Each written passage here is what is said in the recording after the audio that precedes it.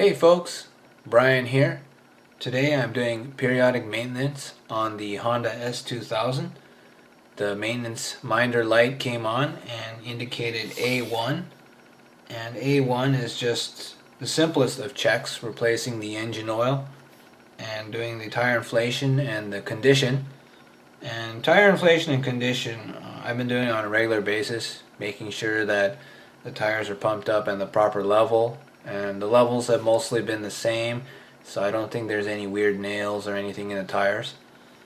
And the maintenance light usually comes on August of every year, but I guess I'm a little early this year.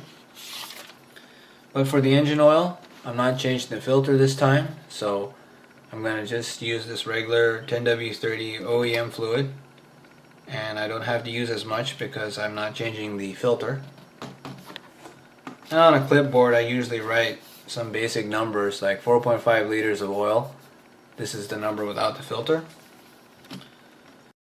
Finally, the part that makes this a little bit more time consuming this year is I'm going to change the front brake rotors and the front brake pads. And those are getting down to their limits. So I'll show you what I got, and maybe we'll do some measurements and see what the new pads are like and the new rotors, and compare them to the rotors that I'm going to replace and the pads I'm going to replace. Last year I made some notes about the brakes. I measured the brake rotors and they were about 24.2 millimeters, and a new one is supposed to be between 24.9 to 25, so I was already below that, but still above the service limit of 23 millimeters. So maybe I have some more time, but I have the parts, so we're gonna do it. And the brake pads were about 3.8 millimeters, and a standard one is actually 9.5 to 10.5 millimeters, so it's pretty worn down, even though the service limit is actually 1.6. But since I have the parts, I might as well replace them. And 2 years ago I did this check as well. So with these numbers, I'm predicting that this year the rotors are going to be about 24 millimeters in terms of thickness. And yeah, I actually wrote some advice that said replace the front rotors and pads next year, so here we are. It also says back brakes are fine, so that's why we're not changing those. So let's check out the kit I got and see whether they are close to the standard or new thickness that's recommended. Here's some pad retainers, and here's one brake pad. It's pretty thick. And here's a digital caliper from our friends at Harbor Freight. And let's check out roughly how thick it is.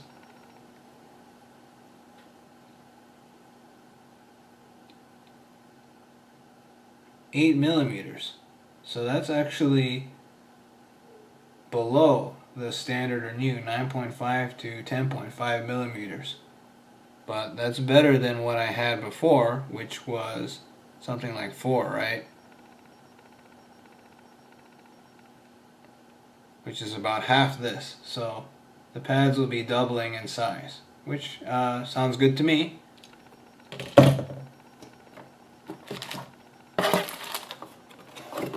Alright, let's check the rotors now. And wow, these things are really heavy. Just getting this package out from the post was an exercise, was a number on my back.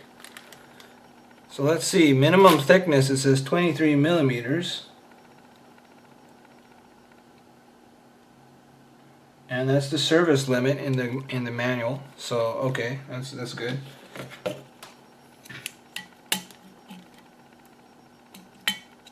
Let's measure this with a caliper. 25.3 millimeters. Okay, so this is a little bit thicker than the expected standard or new, which is to 24.9 to 25.1. So okay, the thickness at least is in that range. That's good. So the pads were a little bit thinner than I expected for a new part, and the rotors were just a tad bigger, but that's alright. If it's not alright, I guess I'll be making another video about it someday. And these were just the daily driver rotors, so you can see they don't have any holes in any fancy patterns.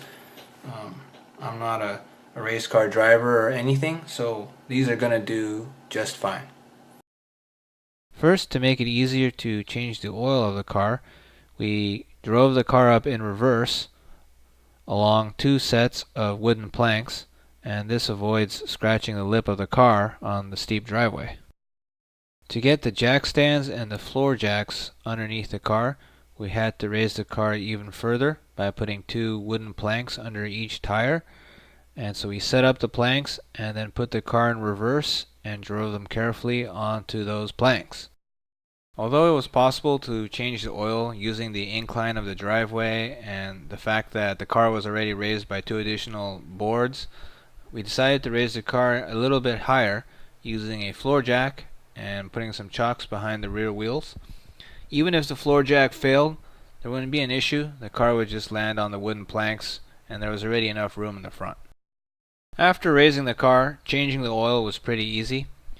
Just got under there with a pan, unscrewed the drain bolt, let all the oil come out, put on a new drain bolt with a new drain washer, torqued it properly, took off the engine oil cap using this yellow master grip tool rather than using my hand, and finally with a funnel I just put in the 4.8 liters that I'd written on a clipboard, put the oil cap on, warmed the car up, checked the oil, and everything looked good. After a hearty lunch, we moved the floor jack from the passenger side to the front lift point, raised the car enough to put 2 jack stands on either side, and raised it enough so we could take off the wheels. And the wheels, of course, the nuts were already loosened right after we got the car on the planks. Now it was time to actually change the rotors and the pads, and these are pictures of doing it initially on the driver's side. But I changed the order of things when I went to the passenger side after I got a little smarter and did the driver's side. And on the passenger side, we actually took out the brake pads first before swinging the caliper out, then changed the rotors, put the caliper bracket back on, put in the pads, and then closed it. In this sequence of images, I changed the rotor by itself, moving the caliper away, and then doing it all over again and putting in the brake pads. But you have to do a lot of cleaning of all the parts, so it's actually best to clean stuff with the old rotor on first, so you can, messy up the old rotor that you're going to replace anyway. So I'm not going to go through the whole sequence of replacing the rotors and the pads, but I'm just going to highlight a few key points in each picture for my own reference. So there are 2 screws, 2 sets of screws you have to remove to move the caliper out of the way. B, these 2 screws were really tight and I had to use an impact screwdriver to loosen them. And if they get stripped, you can use a Dremel tool to create a new groove in there, so maybe you can use the impact screwdriver again and break it loose. Very tight stuff. C, this area here circled has got to be really clean, so you can use a wire brush or a wire brush connected to some kind of battery powered screwdriver like thing to clean it up. D, the piston is highlighted here, and I used an old brake pad with a C-clamp to push the piston all the way back in so that there was almost no silver of the piston visible from the side view when putting on the C-clamp. And that was because the pads are full thickness now, so I had to really push the piston back. E, make sure not to put any paste close to the pads and the rotors. Make sure everything is clean.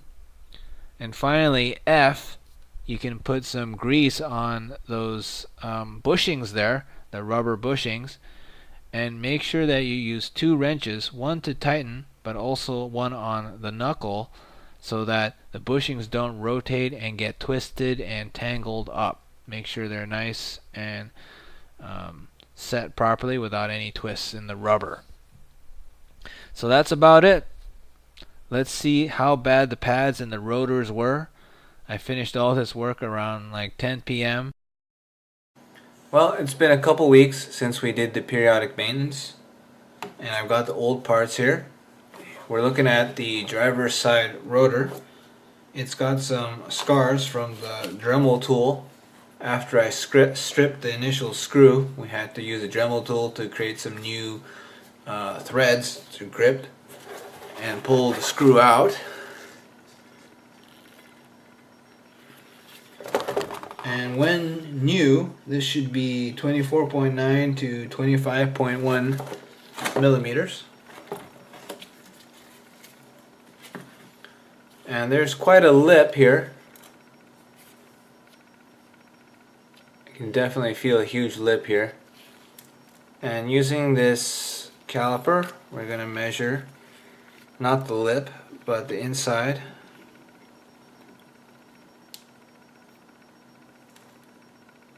About 24.2. So not that bad. The service limit is 23, so we have 1 millimeter to go. Now let's check out the pads for the driver's side. Here we have the pad retainers that sandwich the pads.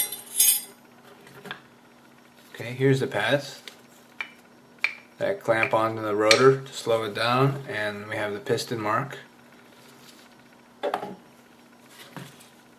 Okay, let's check out one of the pads.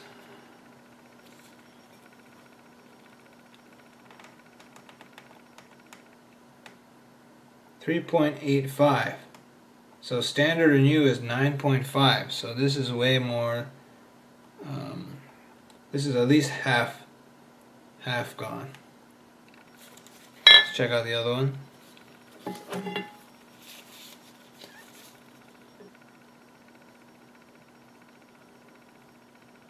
This one is only about maybe 2.85, so this was really getting eaten away. More than the other side.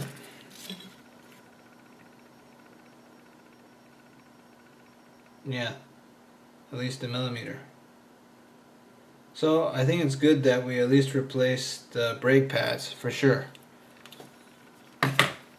Alright, let's take a look at the passenger side rotor and pads next.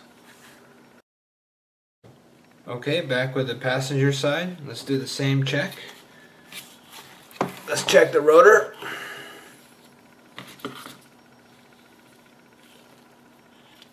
Yep, it's got a bad lip again. But we'll try to measure the inside. 24.35.